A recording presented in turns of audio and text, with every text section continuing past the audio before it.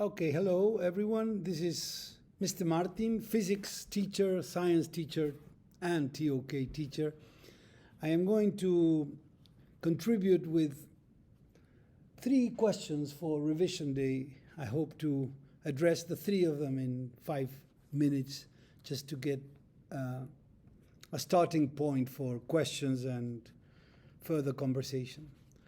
So I have chosen knowledge questions. The first one is, what is the value of thinking about questions to which there are no definite answers? This is a very relevant question, not just for science, but also for any other area of knowledge. I think that the purpose of any questions is to create silence, to create this state of, wow, an acknowledgement. I always tell my students the path of science is from how to wow. You know, how is a question mark that is crooked. We need to stretch it down and transform that question mark into an exclamation mark. That is the purpose of science, to transform questions into wonder, state of wonder. So the questions come from our natural curiosity, which is unavoidable. As soon as we develop our understanding of the world, we start asking questions. What is this? You know, what is this for? What is this? How does this happen? I don't know. A baby, when we were kids, we could not stop asking questions. And that curiosity mind that we naturally all have sometimes evolves into a more deeper sense of wonder and therefore spirituality. I say that curiosity is the mother of science, but spirituality is, or wonder is father to spirituality, if you want. So curiosity is connected to science and wonder is connected to spirituality. I'm not even talking about religion. I'm talking about the core values of all religions, that connection. Religion in the meaning of connecting, religare, it's a Latin word. Religare means that connectiveness with something deeper, with some hidden truth, with some mystery behind nature. So curiosity and spirituality are connected, therefore science and spirituality cannot be disconnected. In fact, I think that idea is artificial, right? So this is true for mainly, especially the Eastern philosophies where doubt is encouraged, right? It is essential to think about questions for which we don't know the answers. What is the purpose of asking questions that we already know? That's ridiculous, right? So the second question is if faith and reason are independent. We normally say, well, reason is the way of knowing of science, faith is the way of knowing of religion. I have to be very honest, I don't trust these labels so much. I think these labels are creating more confusion than knowledge. Of course, faith and religion are interdependent. There is no doubt about that.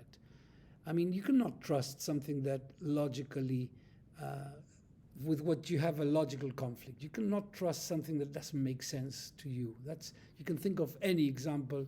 Faith is connected to trust, right? And to understand faith, we need to understand the nature of doubt. What do we doubt about? Normally, we doubt about the good qualities of people. We doubt about the kindness of people. We don't doubt if someone is angry at us. We have no question. We don't question that. We question the kindness. We question if we are happy or not. We don't doubt when we are sad, when we are depressed, when we are angry. There's no doubt about that. So that's the nature of doubt. If we could switch that nature into doubting about the bad and trusting the good, then faith, I think it's a natural consequence of that. I don't see any conflict between reason and faith. On the contrary, I think that reason can only lead us to a deeper faith. Again, So we can have both. Third question, to what extent do scientific developments have the power to influence our thinking about religion? Well, a poet, for example, would say the universe is made up of stories, not atoms. That's a vision of the universe. It's a beautiful vision of the universe. We can tell the story of the universe, I don't know, through Adam and Eve, and we can use the Greeks and the myths of the Greeks or the myths from the Indian philosophy to explain the origin of the universe. And those are beautiful stories. Science also tells us stories. The way these stories are constructed are probably different. These stories have to go through falsification, they have to be transformed. But they have to be transformed into theories and be tested experimentally. We all know that. But all of these stories, even the scientific stories that we've heard about the universe, they start from assumptions, from principles, from axioms that we need to trust and we need to accept. For example, I don't know, in physics, we have recently, in the last century, discovered a principle in nature, which is the principle of uncertainty. Heisenberg stated that we cannot know exactly the position and the momentum of an electron, or in other words, it is impossible to measure or observe something without altering the conditions of the system. So measuring alters the condition of the system. And also we have to understand that the way the system reacts and behaves, like the wave function, Schrödinger's equation collapses only when there is some observer there. So as if everything is made of energy, but when you look at it, it becomes a ball or something like that. So those principles that we are accepting as true, like inertia, like conservation of energy, conservation of mass, all these principles have a certain aspect of trust and faith that we need to have in order to explore the theories and develop the theories and the laws in physics. So what is the truth about this conversation that we have with nature in science? The truth is that we call real to that what we are attempting to learn, what we are paying attention to, we call that reality. So we could think of the reality of this bottle, right, as something made of matter, because I can see it, I can touch it, but I could go deeper into the atomic reality or subatomic reality of the water and explore how, these atoms came into existence, how these atoms are made, what particles make these atoms. And the way I ask nature conditions the way nature responds. So of course, this dialogue between us observers and nature, apparently a separate object of observation, is creating questions that grow, questions that are getting deeper and deeper into a mystery that we want to discover.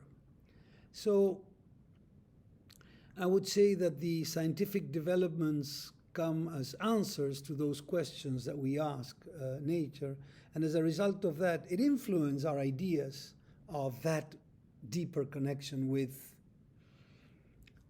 religion in the sense of religare, in the sense of connection. The word connection means religion. A deeper connection with, you can call it a higher power, you can call it God, you can call it nature, space, consciousness, Brahman, whatever. It doesn't matter. I don't trust labels, but we need them. And this was probably an interesting essay title for this year's. We can't avoid putting labels, but they limit our knowledge. This is the issue here. All these labels that we put about areas of knowledge and way of knowledge sometimes are not allowing us to be holistic learners and embrace the benefits and the interconnections of science and religion as one, not two separate areas of knowledge, but one. Reason and faith as one way of knowing and not two separate ways of knowing. and of course, intuition. So meditate on this. Thank you very much.